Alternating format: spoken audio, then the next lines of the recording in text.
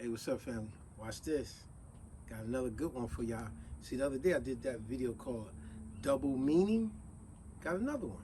This one here is going to be called Double-Edged Sword. Think about what I'm saying. You know, like a sword that got a sharp edge on both sides. Cut you that way, cut you back that way, right? Like back in the war days, right? Medieval days and all that. But we're going to touch on double-edged sword, that type of meaning in this day and age now. Watch this. I'm gonna start it out with very things that you can definitely identify with. Watch this. Let's start it out with relationships.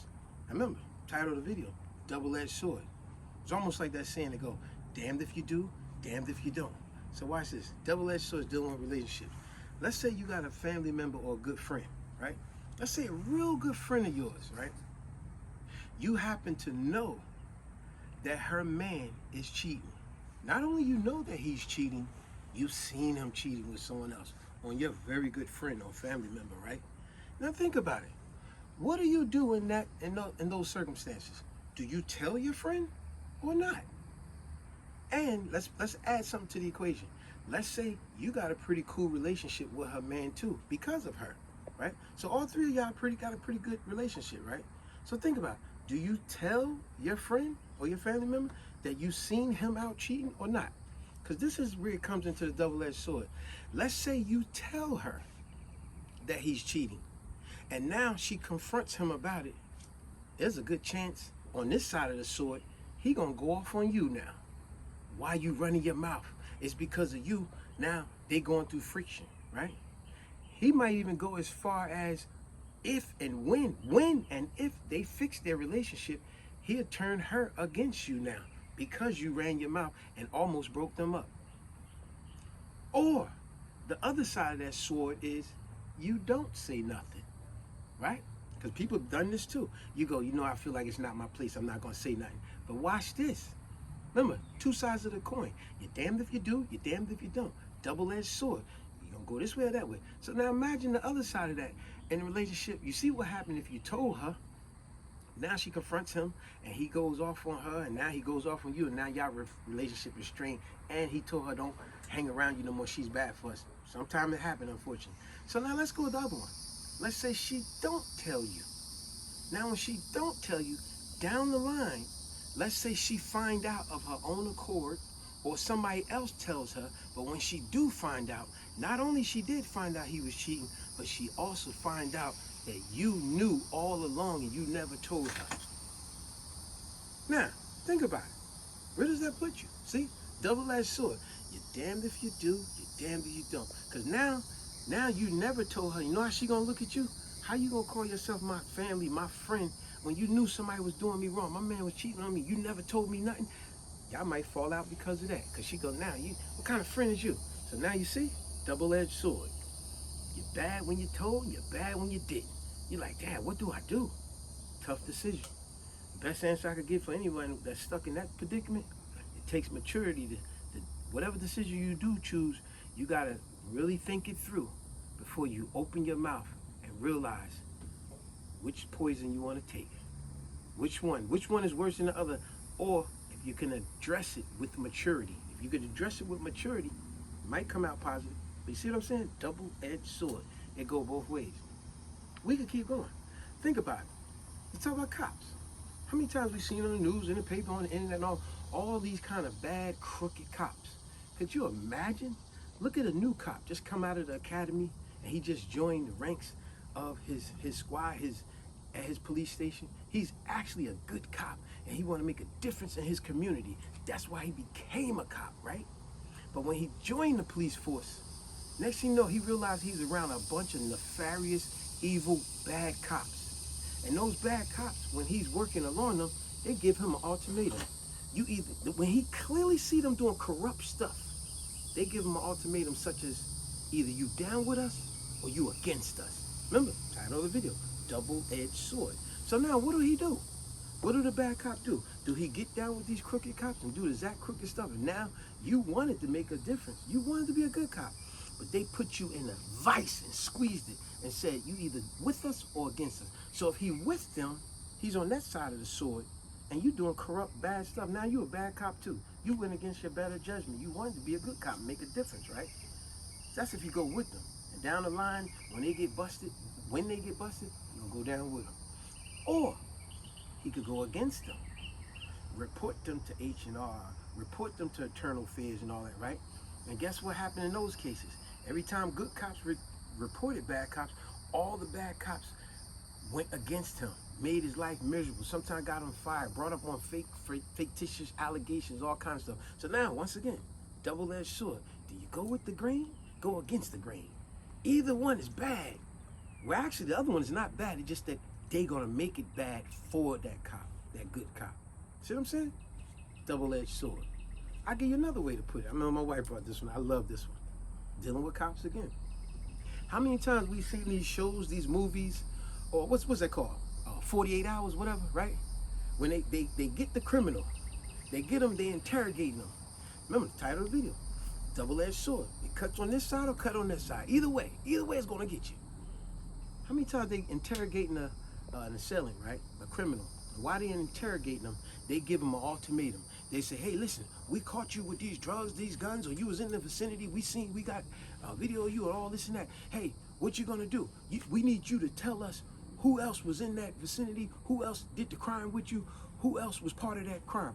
No, I ain't no rat, I ain't no snitch. Hey, well, listen, you gonna tell us something. I ain't got nothing to do with it. Okay, you ain't got nothing to do with it? Well, you gonna get 20 years, 25 years. Wait, hold on a second. So they give them an ultimatum, double-edged sword. You could either tell us, you could either rat on your friends and tell us who else was involved, or if you don't, the other side gonna cut you. Either you're gonna get 25 years. And let me tell you about something about the 20, 25 years. Whenever you see one of them jokers on them shows and they giving them years and they show their profile and the guy looking something like this, that's a sign of a joker. Yo, he about to rat on all y'all. Trust me. When you got jokers like, I don't know what I'm doing. See? That's the guy. He about to rat on everybody. Think about what I said, double-edged sword. Either you rat or you doing 25 years. Which one you gonna choose, boy? We can keep going with this. All right. I'll give you another one, double-edged sword. I'm gonna give you one of my stories, one of my childhood stories. Watch this. I remember when I was a kid, I was always getting in trouble when I lived with my Uncle Billy and my Aunt Hula, right? I remember one of many times I got in trouble, got suspended from school, and I was in so much trouble. I was like, man, I know I'm in trouble. When I got home, my uncle was at work doing his stuff at work, whatever. My aunt was home. I remember my aunt, when she came home, she said, boy, now you done got suspended again. She said, I done got a call from the teacher and the principal. They done told me you out here acting up there, fool. You were constantly messing up, this and that. You want to know more why I was messing up? Go to my old video. It's called, what is it called, babe? Remember, To Destroy Black Boys? Yeah. What is it called? Something to Destroy Black Boys. I explain. It's a long video, lengthy, 55 minutes to be exact. But great videos. Me and my wife and my two daughters all in that video. Something like that. Something to Destroy Black Boys. It'll come to me later. Just look it up. It's 55 minutes long. But anyway, I was constantly getting in trouble. But I remember on this day, remember, title of the video, double-edged sword. You want to get cut this way or want to get cut that way? I remember I got in trouble this day and my aunt said, you know what, boy, I'm just so sick and tired. Popped me upside my head. She said, now, you know what?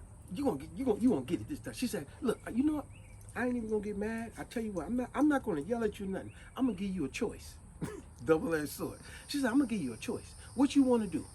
You wanna get a beating or you wanna be on punishment? What kind of nonsense choice is that? Boy, you know, my aunt, her beatings didn't hurt at all. I used to play it off. But she was a good torturer. She was good at that. I'm gonna get to that. You'll see what I'm talking about. So she gave me that choice. She said, you want a beating or you want punishment? And since her beatings didn't hurt, of course I was like, yeah, I'm gonna get the beating. That way I go outside and play. But then she finished it with this. She said, if you choose a beating, you're gonna get a second beating when your Uncle Billy get home. I ain't want no parts of that. Yo, my uncle, man, when he beat you like he gonna kill you, man. So, yo, of course, I said, when she said my uncle gonna beat me a second time, I said, I'll take the punishment. I'll take the punishment. And of course, I figured the punishment was give me some form of reprieve Now, you know, as always, love to give you a word of the day, so that's going to be the word of the day. As I always say, broaden your vocabulary. Use different words. When you're talking to someone, when you're at work, wherever, use different words. Broaden your vocabulary. Broaden your education, whatever, right? So reprieve just means like a delayed punishment, to let off, to pardon, you know, to dismiss. Like, you know, I'm going to let this go. I was hoping she'd give me some type of reprieve, but she didn't. So I chose punishment. Like I said, she was good at torturing. So when I chose punishment, I'm in the room, and you know, every 5 minutes she look in the room, and I'm hoping she's gonna give me that reprieve, because she keep looking at me like, boy, you just push me always in trouble. And then she said to me, she said, why don't you pick up some of them Britannica books that I bought all on that shelf, put them to use, since you're sitting in the room doing nothing. Remember back in the days, everybody bought them stupid Britannica books? She said, pick up one of the Britannica books and read them Britannica books. So I'm in the room, and let's say about 20 minutes went by. All of a sudden, she said, "Little Junior, come here. I need you to do something for me. Come in the living room." When I go in the living room, she said, "Look, I need you to look out that window." Now, mind you, we lived right across the street from the school/playground. Right across from the playground. So I'm like, what? Look out the window. Remember, she was good at torturing. So when I look out the window, man, remember, I chose punishment, so I can't go outside. When I looked out the window, the playground was packed with all my friends was over there. Man, I was looking out that window like, man, I want to go out. So she said, boy, you ain't going outside. Get your little tail back in the room and read some of them Britannica books. Man, when I looked out that window, I tell you, man, it was like every friend I ever knew was in that park. It was like my vision was clear as a hawk. I could read, one of my friends had his name written on the bottom of the sneaker. I could read the bottom for some reason, my vision was clear that day. I could see everybody in the park. Why was they packed on the day I'm on punishment? See? I could have chose a butt whooping, double-edged sword, or a punishment. I chose a punishment. So now see, that's how she was torturing me. She let me see all my friends, and then she said, well, I was still staring out the window. I was like, no, I changed my mind. I want to just get a beating. She said, you're gonna get your butt in the back room and read them Britannica books. So I go back in the room, pissed off. Hours later, let's say dinner was ready. When we eating dinner, after I eat, she said, all right, you can get up on table, get your butt back in the room. And I see that she had made a chocolate cake that night. I was like, ooh, at least I'm gonna get some chocolate cake. I go back I'm waiting to get chocolate. She said, boy, get your butt in the room. And then it was like 5 minutes passed by. Next you know, my cousin Pretty, she said, oh, little Junior, you want some cake? I was like, yeah. And I go to the kitchen, I'm sitting down. She's just about to cut me a piece of cake. And then I hear my Aunt Who. She said, hey, what y'all doing back there? What is little Junior doing in the kitchen? And she said, oh, I'm about to cut him a piece of cake. Man, she had just cut me the cake. Man, they planned this together. She double-edged sword. She said, nah, what is he doing in the kitchen? She came in the kitchen, she snatched the plate. She said, you don't get no cake, boy. You on punishment. She was just torturing me. And even after that, she sent me to the store. She said, now go to the store, get me a Pepsi, some Easy Waters, and get $2 worth of lunch meat, right? And I better not see you talking to none of your friends. Matter of fact, I'm going to be on the porch. You can see up the street. She said, you better not even say hi to nobody. Man, kids could be so torturous. When I went to that store, you know how hard it was when one of my friends was like, hey, little Junior, man, we over at the park. I was like, man. And they was like, yo, man. I said, man, I can't talk to nobody. I'm on punishment. Man, your friends throw that back in your face later. Man, this guy can't even talk. Even when I went to school the next day, they was like, hey, could you talk now? Even though you're on punishment. So like I said, she was good at torturing.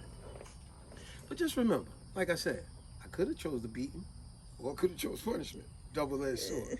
We know that a lot of people been through that. Which punishment you gonna choose? It kind of touches on an old video of mine. It's called Choosing Your Vote. Go to that video, you'll like it. Choosing Your Vote. Because in that, I gave a good analogy.